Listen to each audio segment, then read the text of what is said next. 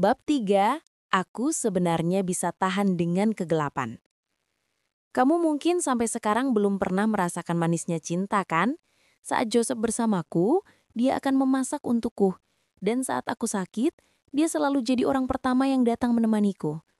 Dia pernah bilang kalimat paling lembut, "Ella, aku mau kamu selalu bahagia." Apa Joseph pernah bilang kalau dia mencintaimu? Dulu dia sering mengatakan itu padaku, tapi aku selalu menganggapnya terlalu kekanak-kanakan. Ariel diam-diam mendengarkan, mengenang hari-harinya selama 3 tahun bersama Joseph. Dia tidak pernah masuk ke dapur. Saat dirinya sakit, Joseph juga tidak pernah mencemaskannya. Tentang cinta, dia tidak pernah mengatakannya. Ariel menatapnya dengan tenang. Apa sudah selesai? Ella terdiam. Entah karena Ariel terlalu tenang atau karena matanya terlalu jernih, seolah-olah bisa melihat ke dalam hati seseorang. Hingga Ariel pergi, dia masih terdalam di sana. Entah kenapa, saat ini Ella seolah-olah kembali ke masa lalu sebagai anak yatim miskin yang harus menerima bantuan dari keluarga Moore. Di balik sosoknya yang seperti putri keluarga Moore, selalu ada bayangan badut kecil yang melompat-lompat. Bagaimana mungkin Ariel bisa tetap acuh terhadap kata-kata yang diucapkannya barusan? Pria yang telah ia kejar dan sukai selama 12 tahun ternyata juga pernah mencintai orang lain dengan begitu hangat dan tulus seperti seorang anak kecil. Telinganya mulai sakit lagi saat Ariel hendak melepaskan alat bantu dengarnya, dia baru menyadari ada darah yang menetes di atasnya. Dia seolah sudah terbiasa membersihkan darah itu dan meletakkan alat bantu dengar di sampingnya. Malam ini, ia tidak bisa tidur. Ariel mengambil ponselnya dan membuka WhatsApp. Dia melihat sejumlah unggahan temannya yang menyebut dirinya. Dia membukanya. Semuanya adalah foto yang dikirimkan Ella hanya untuk dirinya. Foto pertama adalah foto Ella dan Joseph saat di universitas. Mereka berdiri bersama. Tatapan mata Joseph begitu lembut. Foto kedua adalah tangkapan layar percakapan mereka. Joseph dengan mesra berkata, "Ella, selamat ulang tahun. Aku akan membuatmu jadi orang paling bahagia di dunia ini." Foto ketiga adalah foto punggung Joseph dan Ella yang saling berpegangan tangan saat berjalan di pantai. Foto keempat, kelima, keenam, dan masih banyak lagi membuat Ariel merasa sesak napas. Dia tidak berani melihat foto lainnya. Segera menutup ponsel. Pada saat itu, dia tiba-tiba merasa sudah saatnya menyerah. Hari itu, Ariel menulis satu kalimat ini di buku hariannya. Aku sebenarnya bisa tahan dalam kegelapan, asalkan aku tidak pernah lihat cahaya. Keesokan harinya, dia pergi untuk menyiapkan sarapan seperti biasa. Tapi ketika jam 6 berlalu, Joseph juga belum pulang. Ariel baru ingat kalau dia tidak perlu menyiapkan sarapan lagi. Dia pikir Joseph tidak akan pulang, maka duduk sendirian di sofa, dan akhirnya tertidur. "Sudah kubilang, tidak perlu siapkan sarapan untukku, kan?" Suara yang tidak sabar terdengar. Ariel terbangun kaget, membuka mata, dan melihat Joseph berjalan melewatinya dengan emosi. Dia secara refleks meminta maaf. "Maaf, aku lupa." Lagi-lagi lupa, lagi-lagi minta maaf. Joseph menoleh ke arahnya, tatapannya sangat dingin. Hari ini dia memakai baju abu-abu muda seperti biasanya, pakaian yang sederhana. Terlihat seolah dia tidak punya uang, seperti selalu disiksa sepanjang waktu. "Kenapa kamu tidak lupa kalau kamu harus pulang ke rumah? Kenapa kamu tidak lupa kalau kita sudah menikah dan tidak melupakan dirimu sendiri? Apa kamu tidak rela? Tidak rela menghamburkan uang keluarga Lincoln? Tidak rela kehilangan aku, si mesin penghasil uang ini?" Kata-katanya seperti pisau yang langsung menusuk hati Ariel. Ariel menundukkan kepala.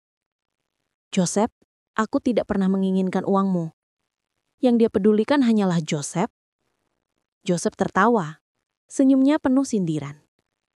"Lalu, kenapa ibumu datang ke perusahaan pagi ini dan memohon agar aku memberimu seorang anak?" Ariel terkejut. Dia menatap mata Joseph yang penuh amarah, baru menyadari bahwa dia bukan marah tentang tadi malam. Joseph tidak banyak bicara lagi. "Ariel, kalau kamu mau tetap tinggal di keluarga Lincoln dengan baik, kalau kamu mau keluarga Moore tidak bangkrut, minta ibumu bersikap lebih tenang." Setelah itu, Joseph pergi ke ruang kerja, mengambil sesuatu, mengganti pakaian, dan pergi. Sebelum Ariel sempat mencari ibunya, ibunya sudah datang mencarinya sendiri. Berbeda dengan sikap dinginnya biasa, kali ini dia meraih tangan Ariel dan berkata dengan lembut, "Ariel minta Joseph memberimu seorang anak. Bahkan kalau harus melalui metode medis juga bermasalah." Metode medis? Ariel tertegun menatap ibunya. Ella sudah bilang pada ibu, selama 3 tahun ini, Joseph tidak pernah menyentuhmu. Kata-kata ini mungkin adalah pukulan terakhir yang menghancurkan harapan. Di dunia ini, tidak pernah ada empati, hanya kepentingan masing-masing. Ariel tidak mengerti kenapa Joseph harus memberitahu Ella tentang hal ini. Mungkin dia benar-benar mencintainya. Memikirkan hal itu, dia tiba-tiba merasa sedikit lega. "Ibu, lepaskanlah."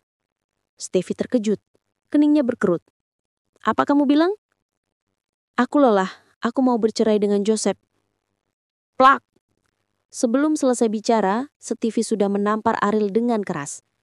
Citra seorang ibu yang lembut pun langsung lenyap. Dia menunjuk-nunjuk Ariel. "Kamu berani bicara soal perceraian?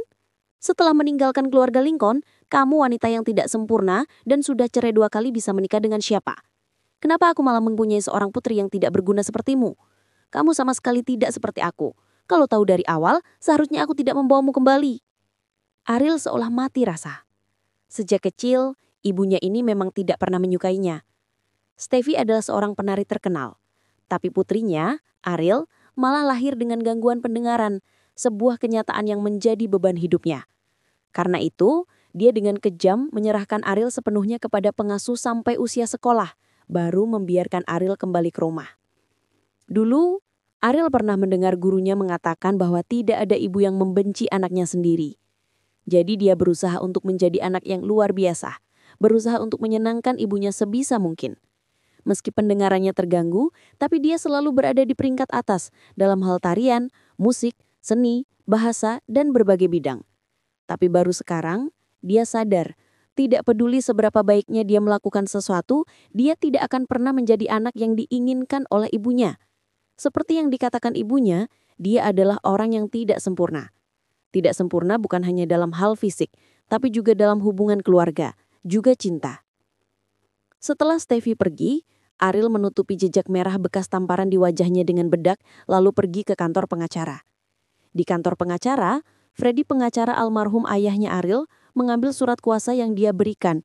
Setelah membacanya, dia menatapnya dengan bingung. "Kamu sungguh mau berikan sebagian warisan yang diam-diam ditinggalkan oleh Tuan Angga pada Joseph. Kamu juga tahu, dia tidak kekurangan uang." Ariel menunduk. "Aku tahu, tapi ini adalah hutang yang harus kubayar." 3 tahun yang lalu, ayahnya Ariel meninggal secara tragis. Sebelum meninggal, dia sudah menyiapkan 3 surat wasiat. Tahu bahwa Stevie tidak menyayangi putrinya ini, akhirnya ia meminta pengacara Freddy secara pribadi menyampaikan wasiat terakhir ini padanya. Isi surat wasiat terakhir ini menyatakan bahwa setelah 3 tahun menikah, kalau Ariel merasa tidak bahagia atau mau memiliki karir yang sendiri tanpa bergantung pada orang lain, dia bisa menggunakannya.